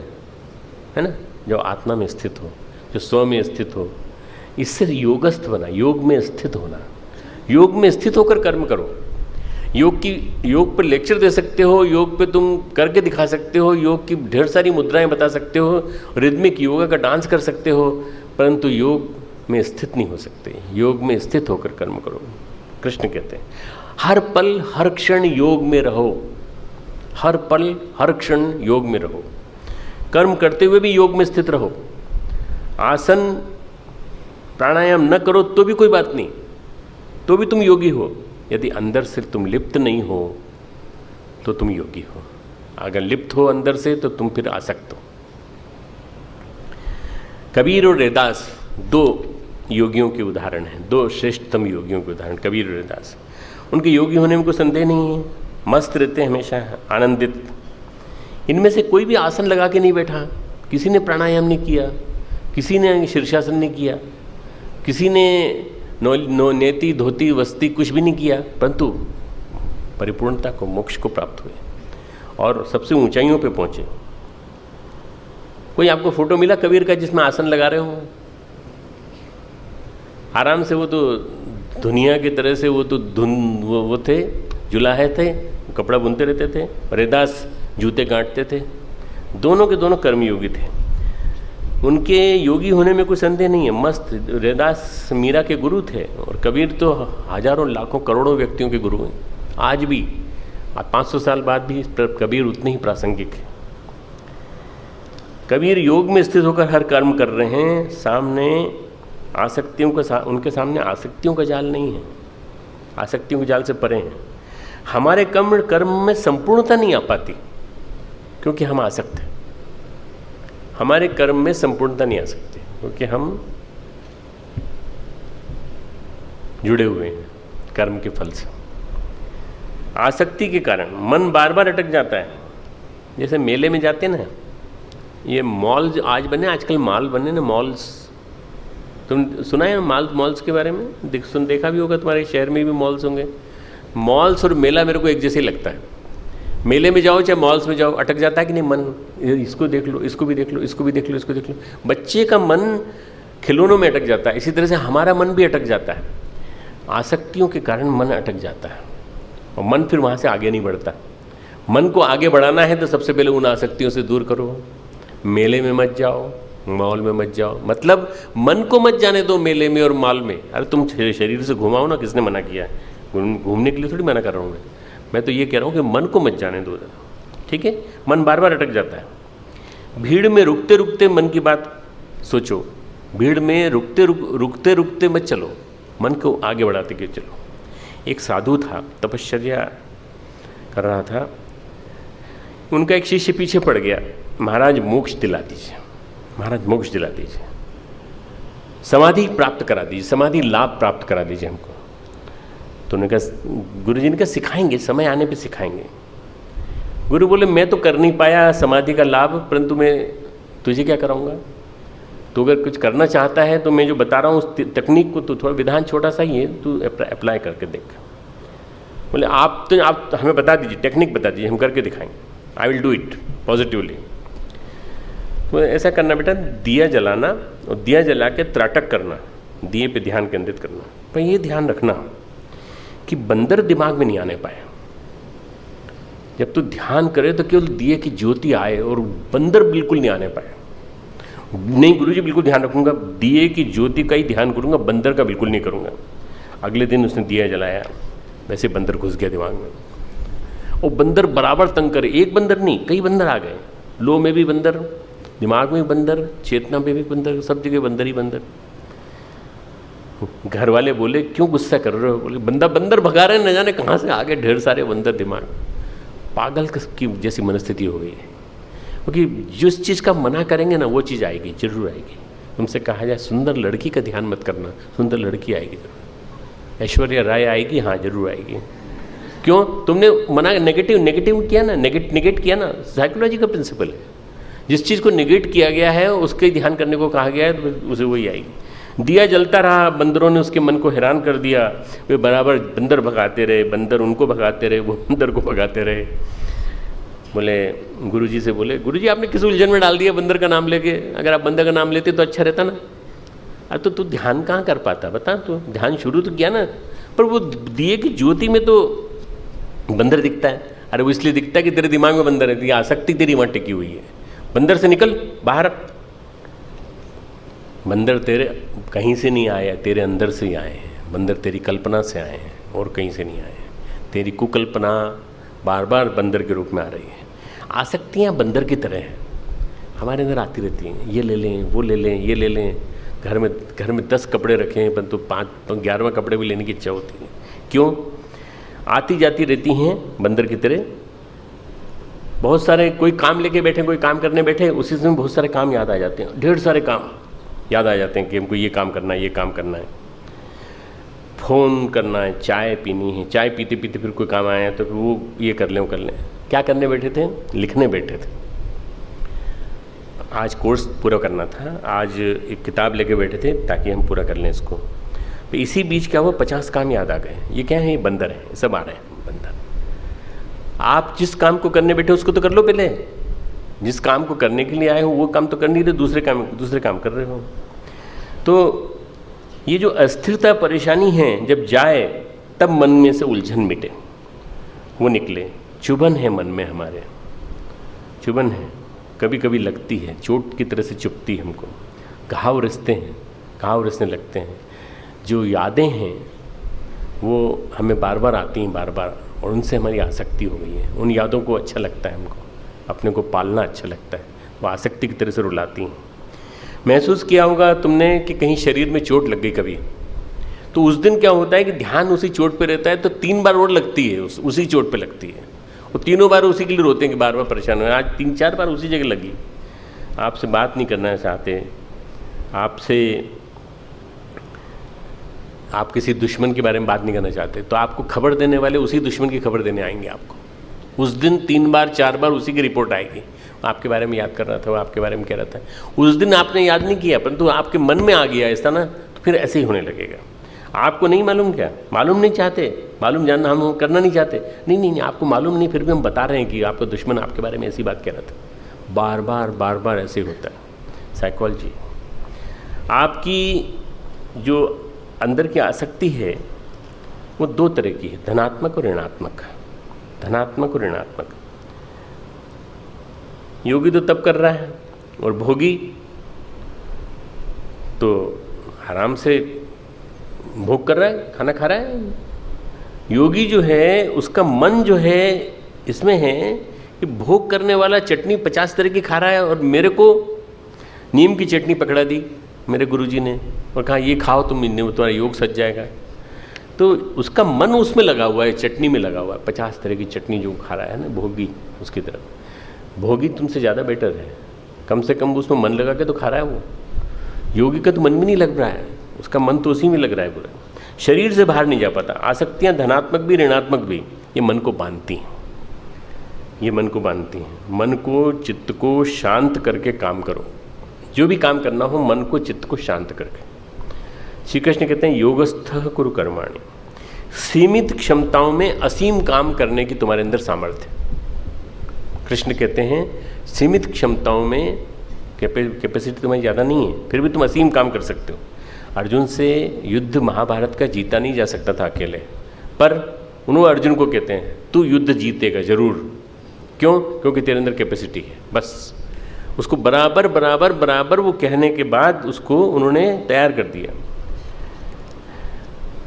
छोटी सी आँख होती है हमारी, देखो बड़ा हिमालय आ जाता है कि नहीं इसमें। कहीं देख रहे हो, खड़े हो, यहाँ से थोड़ी दूर पे 20-25 किलोमीटर दूर पे नरेंद्र नगर गांव है, नरेंद्र नगर नाम का। जिला तो नहीं बना है, टेहरी का हेडक्वार्टर है। और इससे थोड़ा सा ऊपर चलें तो एक कुंजा देवी करके देवी का मंदिर है। ठंड के दिनों में कुंजा देवी की सीढ़ियाँ करीब 100-150 सीढ़ियाँ हैं। वो चढ़ने के बाद वहाँ से हिमालय पूरा दिखता है। एक आँख के अंदर पूरा हिमालय समा जाता है। मुंशियारी से देखो तो पूरा हिमालय समा जाता है। आँख तो इतनी सी है, इसमें ये हिमालय कहाँ से आ गया? छोटी सी चीज़ में इतनी बड़ी चीज़ कैसे आ गई? समुद्र कैसे आ गया? अनगिनत दृश्य कहाँ से आ गए? कर्म अगर आसक्ति विहीन हो, आसक्तियाँ सीमित करती हैं। कर्म अगर आसक्ति विहीन हो तो परमात्मा भी आ सकता है। कर्म अगर आसक्ति विहीन हो तो परमात्मा भी आ सकता है, और परमात्मा भी तुम्हारे अंदर आके बैठ सकता है। तुम सोचो तो सही उसकी विराटता के बारे में, उस कल्पना के बारे में सोचो, कितना ज़्यादा असीम संभावना है। वो रुका हुआ है, अभी परमात्मा रुका हुआ है। कर्म में बांधा जो है, किया नहीं और योजना बनाने लगे। काम करना है तो कैसे करें उसकी प्लानिंग करो, चालू करना। शरीर और मन को घोल दो, उसमें काम में पूरी तरह से घोल दो। जहाँ कुछ अटका वहाँ गड़बड़ हो जाएगी, वहाँ घट जाएगा, न्यून हो जाएगा, वहाँ उतना माइनस हो जाएगा, फल कम हो जाएगा। पूरा काम करते हैं तो उस कार्य के अद्भुत सौंदर्य दिखाई पड़ते हैं। जब पूरा कार्य करते हैं, जब हम काम को पूरा करते हैं ना, अधूरा छोड़ देते हैं तो बड़ा दिक्कत होती है। कई लोग करते हैं तो अधूरा काम करते हैं। परम पूज्य गुरुदेव ने एक नियम बनाया था अपने जीवन का, लिखने का नियमित रूप से। जब 53 में उन्होंने गायत्री तपोभूमि की प्राण प्रतिष्ठा की और 27 अनुष्ठान पूरे होने के बाद, 27 साल के अनुष्ठान पूरे होने के बाद 24 लाख के 3 साल एक्स्ट्रा किए उन्होंने स्वतंत्रता संग्राम सेनानी के नाते। वो करने के बाद उन्होंने जब अपनी लेखनी उठाई तो उन्होंने अपना व्रत ले लिया कि सवेरे उठना है तो सबसे पहला काम लिखना है, सबसे पहला काम लिखना है हर दिन सवेरे। शायद ही जीवन में, शायद ही ऐसा कोई लेखक हुआ हो जो रोज़ लिखता हो, शायद ही कोई ऐसा लेखक हो। मेरी गिनती में, मेरे एनसाइक्लोपीडिया में और मेरे गूगल में कहीं नहीं है ऐसा आदमी जो रोज़ लिखता हो। और वो रोज़ लिखते थे। रोज़ मॉर्निंग में हम लोगों को मिलता था ताज़ा ताज़ा। तुमने ताज़ी ताज़ी निकली हुई नमकीन सेव खाई है कभी? ताज़ी ताज़ी निकली हुई वो खाई है तुमने? इमरती खाई है गरम गरम? हमने खाई है गुरुदेव के पास बैठ के। कौन सी चीज़? वो ताज़ा ताज़ा लिखा हुआ लेखन गुरुदेव का 2 बजे से 6 बजे तक जो उन्होंने लिखा था वो उन्होंने हमें दिया है। और वो लोगों के पास बाद में गया है पर हमारे पास पहले आया है, हमने पढ़ा है। और उसके बाद वो कहते, इतना विनम्र थे, वो कहते थे इसमें करेक्शन कर देना, इसको देख लेना, पूरा पढ़ लेना, ठीक से कर देना, प्रिंटिंग में जाना है इसको तो उसमें जाने लायक बना देना। वो ज़िंदगी के हर पल को उन्होंने एंजॉय किया, हर आयाम को परिभाषित किया गुरुदेव ने। वो कहते थे जिस दिन में लिखना बंद हो जाएगा मैं शरीर नहीं रखूँगा। और वास्तव में जिस दिन लिखना बंद हुआ गुरुदेव का, उसके विदिन 3 वीक्स 4 वीक्स शरीर छोड़ दिया उन्होंने। वो सब कुछ अपना पूरा उड़ेल देते थे, चाहे पंचकोश हो, पंचकोश की साधना हो, चाहे वो घर की सफाई के बारे में लेख लिखा हो उन्होंने, चाहे वृक्षारोपण हो, और चाहे दहेज की समस्या हो, चाहे दहेज की समस्या हो, हर विषय पे लिखा उन्होंने, हर विषय लिखा उन्होंने। और ये जो क्वालिटी है गुरुदेव के लेखन की, 70 वाङ्मय आ गए, 8 और आ गए, 78 हो गए हैं। अभी 108 करना है हमको पूरे, क्योंकि उनका पूरा साहित्य उसमें आ जाएगा। हमारे को ये चीज़ कबीर में दिखाई पड़ती है, कबीर में दिखाई पड़ती है, ताने बाने में कबीर की साखी दिखाई पड़ती है, परम पूज्य गुरुदेव के लेखन में साखी दिखाई पड़ती है। साखी का मतलब क्या होता है? साखी का मतलब साक्षी, साक्षी भाव में लिखा गया लेखन, साक्षी भाव में किया हुआ कर्म, साखी। ऋषिया मंत्र दृष्टारः, ऋषि मंत्र दृष्टा होते हैं, ऐसा हमारे वेदों में लिखा है। तो कबीर कहते हैं मैं कहता आँखन की देखी, तुम कहते आँखन की देखी, मैं कहता क्या है? तुम कहते कागज की लिखी, मैं कहता आँखन की देखी। तुम कागज का लिखा हुआ पढ़ते हो, वो कह रहे हो तुम कागज में ये लिखा है, पुराणों में लिखा है, धर्मों में लिखा है, वेद में लिखा है। मैं कहता हूँ आँखों की देखी, मैंने दृष्टा अपनी आँखों से देखा है। दृष्ट मंत्र दृष्टारः, ऋषिया मंत्र दृष्टारः, मंत्र के दृष्टा थे, दृष्टा स्तर के थे कबीर। सारे भजन चरखा काटते काटते उनके निकले, रैदास के जूता काटते काटते निकले, गुरुदेव के लेख सारे कर्म करते हुए निकले, लिखते भी थे। और जैसे ही कोई पहुंचा, हम में से कोई पहुंचा, तुरंत लिख के लेखन इधर रख दिया, पैड इधर रख दिया, बात की, सीमित बात की। उसके बाद बैठने को कहा तो हम बैठ गए, हम अपना काम करते रहे, गुरुदेव लिखते रहे। जब तक लेखन पूरा नहीं हो जाए तब तक गुरुदेव का क्रम चलता रहता है नियमित रूप से। गुरुदेव के लेख कबीर की साखी थे, वे ऋषि की तरह लिखते थे। श्री कृष्ण कहते हैं जब योगस्थ हो गए तो परमात्मा उसमें रस घोल देगा। जब तुम योगस्थ हो जाओगे तो तुम्हारे कर्मों में परमात्मा रस घोल देगा, रस। और जब किसी चीज़ में रस आ जाता है तो प्राण आ जाता है। कोई क्वालिटी की मिठाई बनी हो और उसमें रस डला हुआ हो, प्रॉपर रस डला हो, मैचिंग, चाहे वो बंगाल का गुड़ खाबो, वो कौन सा जल खाबो आता है ना, चाहे वो रसगुल्ला हो, चाहे वो कहीं की भी कोई मिठाई हो, उसमें रस डालना बहुत ज़रूरी है। रस डाले बिना नहीं आएगा। नहीं साहब रस रहने दीजिए, छोड़ दीजिए। परमात्मा रस डाल देता है कर्मों में। कैसे डालता है? अलौकिक सौंदर्य आ जाता है परमात्मा के कारण। जैसे उदाहरण देता हूँ, बच्चों को अच्छी तरह समझ में आ जाएगा, लड़कियों को अच्छी तरह समझ में आएगा। दाल में छोंक, जैसे दाल में छोंक डालते ना, दाल बनी सामान्यतः तो बिना छोंक की दाल तुम लेना, फीकी फीकी सी लगेगी, और छोंक डालने के बाद वाह स्वाद आ गया, बहुत बढ़िया, गजब का छोंक है। बड़े बड़े शेफ़ जो होते हैं वो उनके चेले खाना बनाना सीखते हैं उनसे, पर वो आखिर तक उनको ये नहीं बताते कि कौन सा मसाला हम छोंक में डालते हैं, वो आखिर तक नहीं बताते। बाकी सब बताते हैं कि देखो दाल ऐसे बनाते हैं, ऐसे बनाते हैं, सबको मालूम है। पर वो जो छोंक डालना है ना, सब्जी हो चाहे वो जो कुछ भी बना रहे हो, नॉनवेज बना रहे हो, जो वेज बना रहे हो, जो भी बना रहे हो, उसमें छोंक। विकास खन्ना संजीव कपूर, तरला दलाल, मनीष मेहरोत्रा, मधुर जाफरी, ये 2-3 हिंदू महिलाएं भी हैं, रणवीर बरार, गगन आनंद, ये 4-6 नाम मैंने जो लिए ना, ये इनमें ज़्यादा प्रचलित संजीव कपूर है और विकास खन्ना है, ये 2 हैं ज़्यादा प्रचलित हैं। ये शेफ़ हैं जाने माने, पर ये अपना फार्मूला नहीं बताते कौन सा मसाला डाला हमने, क्या डाला है। परमात्मा वो फार्मूला है जिसको गुरु डाल देता है शिष्य के कर्मों में, तो आनंद आ जाता है, कर्म अच्छे करने लगता है, बढ़िया करने लगता है। भगवत्ता छोंक की तरह से ऊपर से आती है और आनंद आ जाता है। आनंद अंदर से बाहर तक वो शिष्य को बदल देता है। कब? जब गुरु योगस्थ हो, जब हम योगस्थ हो, गुरु का मार्गदर्शन हो, गुरु का मार्गदर्शन हो। कविंद्र रविंद्र, तुमने नाम सुना होगा रविंद्रनाथ टैगोर का। अपने अकेले अपने कमरे में रहते थे और 6 से लेकर 8 घंटे तक कंटिन्यूस घूमते रहते थे ऐसे। कई बार सिसकियाँ लगते, कई बार रोते, कई बार हंसते, जो भी उनकी आवश्यकता होती थी सामान मंगा लेते थे, 6-7 दिन का अपने पास रखते थे। दरवाज़ा नहीं खोलते थे, जब दरवाज़ा खोल के निकलते थे तो उनके हाथ में लिखी हुई कविताएं होती थी, काव्य होता था। ये आप बीच बीच में रो दीनबंधु एंड्रयूज़ ने उनके बारे में लिखा है। दीनबंधु एंड्रयूज़ का नाम सुना होगा तुमने। ये वो व्यक्ति थे जिनको महात्मा गांधी ने फिजी भेजा था गिरमिट प्रथा को समाप्त करने के लिए। ये ब्रिटिश थे और इन्होंने शांति निकेतन में रविंद्रनाथ टैगोर के साथ काम किया। वे भावों के आवेगों में झुल कर के सुंदर कविता लेकर निकलते थे। उनको क्या लगता था, कुछ झलक मिली, किसी की झलक मिली, उनकी नायिका आई, नायिका ने उनको कुछ कहा तो उन्होंने तुरंत कुछ लाइन लिखी, पर लाइन को पूरा नहीं कर पाए वो। फिर आवेग आया, फिर भाव आया। ये परमात्मा का रस जो है ना, वो आने में टाइम लगता है। उतना जो उनका जो स्वरूप था उसी में मुस्कुराते हुए निकलते जब, तो चेतना के शिखर पर आरूढ़ होकर काम करते। चेतना के शिखर पर आरूढ़ होकर उन्होंने कार्य किया। जिसने चेतना के शिखर पर आरूढ़ होकर कार्य किया है उसने संपूर्ण सौंदर्य के साथ लिखा है, संपूर्ण सौंदर्य के साथ काम किया है।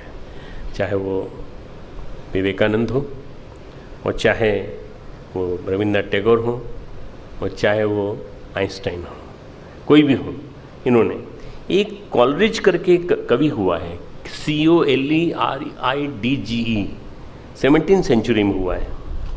इसकी एक किताब बड़ी फेमस है, बुबला खान, और एक विज़न इन ड्रीम्स। ब्रिटेन का कवि था। बहुत सारी कविताएं इसकी अधूरी रह गई, बहुत सारे ग्रंथ इसके अधूरे रह गए, पर जो प्रकाशित हुए, 4-5 ग्रंथ प्रकाशित हुए, कबीर की साखी की तरह से पूरे के पूरे।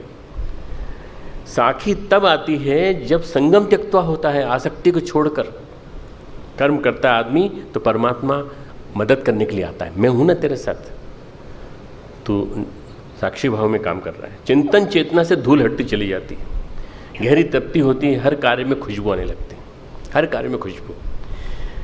बुद्ध जहाँ रहते थे उनकी कुटीर को गंध कुटीर कहा जाता था, गंध कुटीर, क्योंकि उनकी कुटीर के आसपास करीब 40-50 फीट इलाके में खुशबू ही खुशबू होती थी, गंदी गंध होती थी। कोई परफ्यूम का स्प्रे नहीं होता था, उनकी खुद की साधना की गंध जो थी, साधना की वजह से गंध आती थी। सदा उस अवस्था में रहने की वजह से कर्म का परिणाम देना प्रकृति का काम है, आपका नहीं। कर्म का परिणाम देना आपका काम नहीं है, प्रकृति का काम है। प्रकृति पे छोड़ दो ना उसको, आप काम करो। आप बार बार फल की चिंता में क्यों पड़े रहते हो? जितना इंटेंस करते हो बिना आसक्ति के विष घोले, आसक्ति का विष घोले बिना, उतना परिणाम बड़ा आता जाएगा, उतना परिणाम बड़ा। मैंने खुद इस चीज़ को रियलाइज़ किया है। जब जब मैंने आसक्ति मेरे दिमाग जीवन में आई, तब तब मेरे काम में गड़बड़ आई, और जब जब मैंने आसक्ति के विष को निकाल दिया, मेरे काम में पूर्णता आ गई। तुमको भी बेटा यही करना पड़ेगा। परिणाम की चिंता नहीं करोगे तो परिणाम नहीं आएगा, ऐसा नहीं है। इच्छानुसार नहीं आता, परिणाम तब आता है जब पूरा मनोयोग लगाकर काम किया जाता है। परिणाम तब आता है जब पूरा मनोयोग लगाकर काम किया जाता है। आनंद की अनुभूति अलग से होती है। एक लड़का बाप से बड़ा परेशान, दोनों एक दूसरे से परेशान। आजकल के लड़के अपने माँ बाप से बहुत परेशान रहते हैं। बोले हमको परेशान करता है बाप हमारा, क्यों? हम कपड़े अच्छे पहनते हैं तो कहता है तू मेरा पैसा बिगाड़ रहा है, हर चीज़ में रोक टोक करता है। और साधु महाराज के पास गया कि जब हम वैसे कपड़े पहनते हैं फटीचर जैसे कपड़े पहनते हैं थोड़े हल्के वाले, तो वो कहते हैं तू मेरा नाम डुबोएगा, ऐसे कपड़े पहनता, भंगी जैसे कपड़े पहनता। मतलब ये अच्छे कपड़े पहनो तो नाराज हो, बुरे कपड़े पहनो तो नाराज, हद होती है। मैं कमाता हूँ तो मैं कपड़े पहनता हूँ। तो बोले कि कोई बात नहीं, टोकटा की आदत होती है आजकल सभी की। बाप का अहंकार भी काम कर रहा है, बेटे का अहंकार भी काम कर रहा है, दोनों टकरा रहे हैं आपस में, इस वजह से प्रॉब्लम आती है, बाप का अहंकार और बेटे का अहंकार। हम आज जितने लड़के भाग रहे हैं ना नौकरी करने के लिए, वो इसलिए भाग रहे हैं कि बाप टोकता रहता है बार बार। टोकने की वजह से क्या होता है, लड़का जो सोचता है कि यहाँ से चलो हॉस्टल में पढ़ेंगे, वहीं पढ़ेंगे, ये तो बार बार टोकता रहता है। बूढ़ा बैठा हुआ है यहाँ पे अपने, कभी कपड़ों के लिए टोकता है, कभी किसी चीज़ के लिए टोकता है, पढ़ते नहीं हो, ये नहीं करते हो, वो नहीं करते हो। मैं अपने पिताजी के बारे में थोड़ा बताना चाहता हूँ। मेरे पिताजी, मेरा रिजल्ट आया और मैंने पूरे MP में टॉप किया मैंने, और मेरा परसेंटेज इतना अच्छा आया, मैंने वो परसेंटेज का रिजल्ट दिखाने गया तो उस समय प्रिंसिपल साहब बैठे थे मेरे डिग्री कॉलेज के नीमच में। मैं रिजल्ट दिखाने गया उनको कि ये मेरा रिजल्ट आया है, तो उन्होंने परसेंटेज देखते कहा जज साहब ये तो बहुत बढ़िया परसेंटेज है, मेरे कॉलेज का लड़का है ये, और मेरे कॉलेज का लड़का फर्स्ट आ रहा है पूरे MP में। तो पिताजी ने कहा हाँ ये पढ़ता रहता है तो इसको आता है, इसको कोई सामान्य क्रम मानिए, कुछ खास नहीं। उन्होंने ज़्यादा तारीफ नहीं की पिताजी ने, क्यों? क्योंकि मेरे को कहीं अनावश्यक अभिमान ना आ जाए, अहंकार ना आ जाए। ये मेरे पिताजी ने मेरे को पालने में हमेशा बराबर ध्यान रखा कि मैं जज का बेटा हूँ, और ये बात मन में ना आ जाए, मेरे को अभिमान ना हो जाए कि मैं बहुत इंटेलिजेंट हूँ, ये उसका ध्यान रखते थे। और उसी से रिलेटेड आध्यात्मिक किताबों को पढ़ने के लिए प्रेरणा देते थे। ऐसे माँ बाप होना चाहिए वास्तव में, टोका टोकी न करें परंतु गाइडेंस करें। हम बार बार खींचते रहते हैं कि हमने तुम्हारे लिए क्या किया, काम में ग्रह कलश संकेत, ये अपने संकट, परिवार में कहीं आज सुगंध ही नहीं आती, परिवार में जहाँ देखो संकट ही संकट, कलह ही कलह है। अपने व्यक्तित्व की दुर्गंध कर्म में घोलना बंद करो, अपने व्यक्तित्व की दुर्गंध जो है वो कर्म में घोलना बंद करो। जैसे कर्म में घुलना बंद हो जाएगी, आपके कर्म में इंटेंसिटी बढ़ जाएगी। कबीर ने नहीं कहा मैं गीतों का लेखक हूँ, मैं सौंदर्य की दृष्टा है। कबीर ने कहा मैं सौंदर्य दृष्टा हूँ, जो भी कर रहे हैं पूरे मनोयोग से कर रहे हैं, 100% दे दिया उन्होंने। परिणाम प्रभु जो देना चाहे वो दें। कर्म में नैसर्गिक सौंदर्य तब आएगा जब दूसरी लाइन पे आप ध्यान देंगे जो आज के श्लोक की है, सिद्धि असिद्धि समो भूत्वा। सिद्धि और असिद्धि में समान भाव से रहना, समता का योग, समत्व योग। हुआ कि नहीं हुआ कोई बात नहीं, दोनों में एक जैसी मनस्थिति रखना। आपके हाथ में नहीं है, सफलता असफलता आपके हाथ में नहीं है। देखिए हमने पूरा इंटेंसिटी से काम किया नेक के लिए, और नेक की इंटेंसिटी जब हमारी पूरी रही तो होगा कि नहीं होगा ये हमने नहीं सोचा। हमने कहा अपन पूरी इंटेंसिटी से करेंगे, पूरी तरह से कुशलतापूर्वक करेंगे, और सारे के सारे लोगों को एक साथ लेके करेंगे। सारे पूरे विश्वविद्यालय ने हमारा साथ दिया, शांति कुंज ने साथ दिया, हमारे और बड़े भाइयों ने साथ दिया, और उसका परिणाम ये रहा कि हम उत्तराखंड और पूरे उत्तर भारत में टॉप पे आ गए। मित्रों, ये जो हमारी जो उपलब्धि है वो इस वजह से है कि हमने उसमें सिद्धि असिद्धि समभूतवा भाव रखा था। ये नहीं रखा था कि हमको सिद्धि होना ही चाहिए, नहीं होगी तो कितना बड़ा हमको बुरा लगेगा और ये लगेगा वो लगेगा। आपके हाथ में नहीं है। सफलता असफलता आपके नियंत्रण में नहीं है। परीक्षा की तैयारी करना आपके हाथ में है, परीक्षा में फर्स्ट आना आपके हाथ में नहीं है। परीक्षा की तैयारी करना आपके हाथ में, परीक्षा में फर्स्ट आना एग्जामिनर के भी हाथ में नहीं है, आपके किए हुए पेपर के आधार पर है, आपने जैसे परफॉर्मेंस किया है। अच्छा परिणाम आ सकता है। अगर ऐसा हो जाए तो क्या होगा? समत्व भाव। समत्व भाव आपको योगी बना देगा, योगी बना देगा। समत्व यानी परिणाम जो भी आए हम कर्म में आरूढ़ रहें, कर्म में आरूढ़ रहें, कर्म में स्थित रहें। हम दुखी सुखी नहीं होंगे, हम चित्त को विखंडित नहीं होने देंगे। ऐसी घटनाएं आएंगी तो भी हम चित्त को परेशान नहीं होंगे।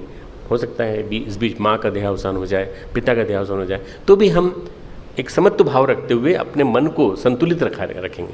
मन का संतुलन बनाए रखना, चित्त को समत्व की स्थिति में बनाए रखना, उसे आप स्वीकार करने लगते हैं जब आपके जीवन की यही चाबी, ये चीज़ें सब एक साथ आती हैं। पर तकलीफ क्या है? आपके जीवन की चाबी किसी और के हाथ में है। आपने अपना रिमोट कंट्रोल किसी और को दे रखा है, किसी और को दे रखा है रिमोट कंट्रोल। कभी कभी क्या होता है, हम सोचते हैं कि हाँ ये जो सामने लड़का बैठा है ना, ये मेरे को देख के हमेशा हंसता रहता है, ये गड़बड़ है लड़का, मैं इसको ठीक कर दूँगा। ये लड़की जो है ना, ये बड़ी परेशान करती है, देखो तुम बार बार मेरी तरफ ही देख रही, क्यों देख रही है ये मेरी तरफ? ये रिमोट कंट्रोल उसको दे दिया हमने। अरे उससे परेशान मत हो ना, तुम तो बोलो जो बोलना है तुमको, लेक्चर दो और जाओ यहाँ से। लेक्चर दो तो पूरी एफिशिएंसी के साथ अपने नॉलेज को बोल दो, बता दो। तुमने अपना रिमोट कंट्रोल उसको क्यों दे दिया? रिमोट कंट्रोल किसी के हाथ में नहीं रहना चाहिए, अपने हाथ में रहना चाहिए। रिमोट आपको गुस्सा दिला देता है और उसी की वजह से बार बार चिढ़ता है। एक मास्टर साहब थे, नाटे थे, छोटे थे और गोल मटोल थे, बिल्कुल गोल मटोल, पगड़ी पहनते थे हमेशा, हंसते तो पूरा पेट हिलता था उनका, सारे बच्चे खूब हंसते उनको देख के। तो वो गुस्सा होते तो वो भी अच्छे लगते थे, क्योंकि फिर हिलने लगते थे तो पेट भी हिलता था। नाम उनका सब लोगों ने भोलेनाथ रख दिया, भोलेनाथ बोले भोलेनाथ का आज लेक्चर है, भोलेनाथ का लेक्चर है। उसी नाम से चिढ़ते थे। किसी ने पीछे से चिल्ला दिया भोलेनाथ, कौन बुला रहे, वो चिढ़ के डांटना चालू और गुस्सा होना चालू, तो गुस्से होने फिर वो पेट हिलने लगता उनका, फिर वो हंसते लोग। बच्चों के पास चिढ़ाने की चाबी आ गई है। रिमोट कंट्रोल किसके पास आ गया? बच्चों के पास आ गया, उनके पास रिमोट कंट्रोल है। एक दिन वो मर गए। सभी बच्चे माँ बाप के साथ गए, प्रणाम कराएं, गुरुजी थे, पढ़ाते थे, मर गए। गाँव के बच्चे थे।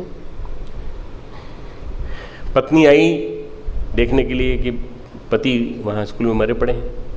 आई और आती उसने छाती पे जोर से अपना सिर पटका और बोली, हाय भोलेनाथ तुम क्यों मर गए?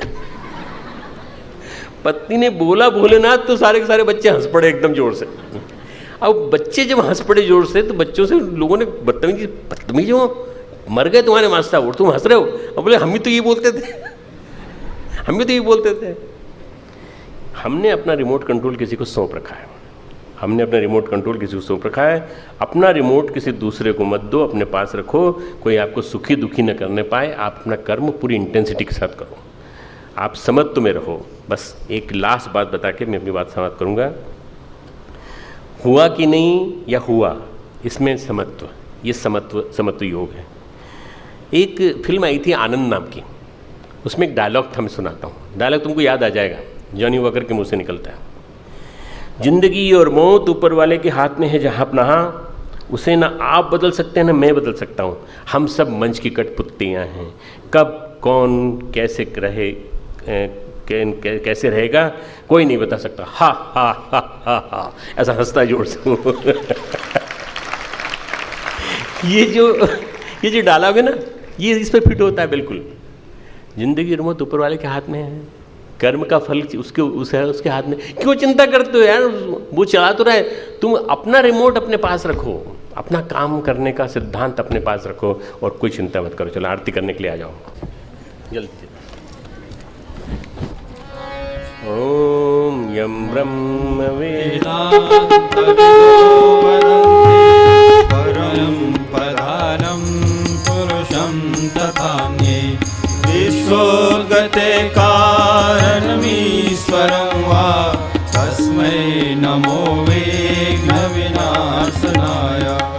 ओम यं ब्रह्मा वरुणेन्द्र रुद्रमरुतः शृण्वन्ति दिव्यैस्तवे वेदैः साङ्गपदक्रमोपनिषदैर्गायन्ति यं सामगा।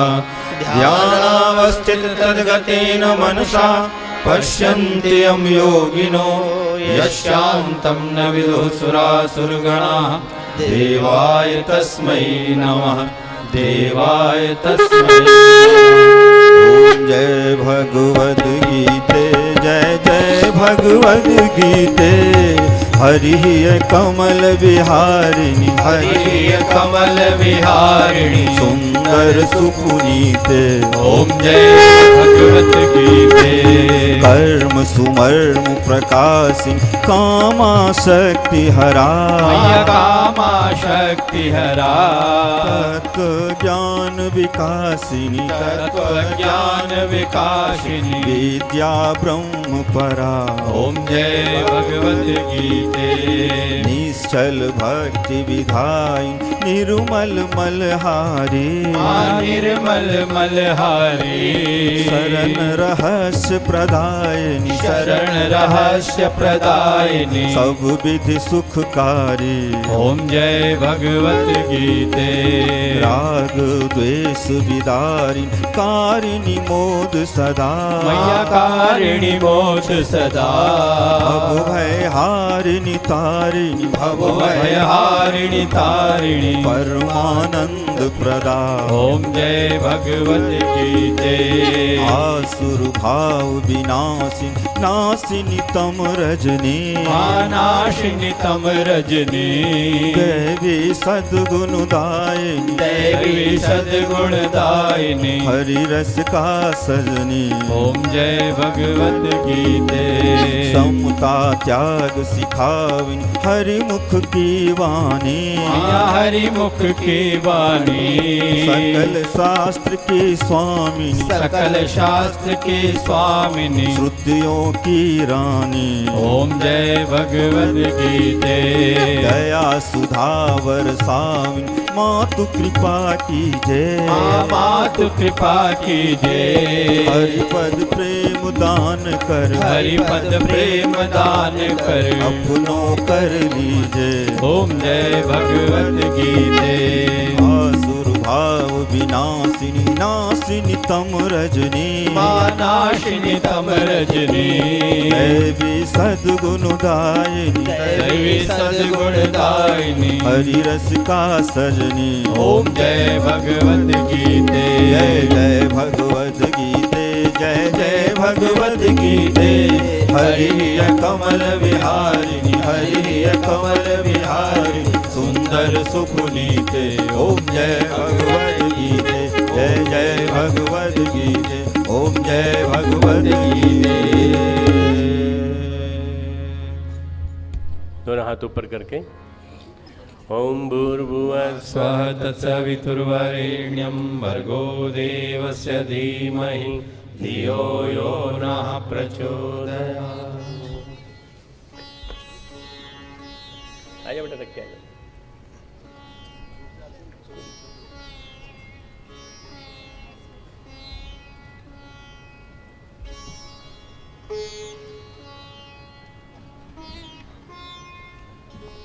गुरु सत्ता को भावभरे नमन। ओम नमो स्वनन्ताय सहस्रमूर्तये सहस्रपादाक्षिशिरोरुबाहवे सहस्रनाम्ने पुरुषाय शाश्वते सहस्रकोटि युगधारिणे नमः सहस्रकोटि युगधारिणे नमः। शांति पाठ। ओम देव शांति निरन्तरिक्षगं शान्तिः पृथिवी शान्तिरापः शान्तिरोषधयः शान्तिः वनस्पतयः शान्तिर्विश्वे देवाः शान्ति ब्रह्म शान्तिः सर्वगं शान्तिः शान्तिरेव शान्तिः सामा शान्तिरेधि। ॐ शान्तिः शान्तिः शान्तिः सर्वारिष्ट सुशान्तिर्भवतु।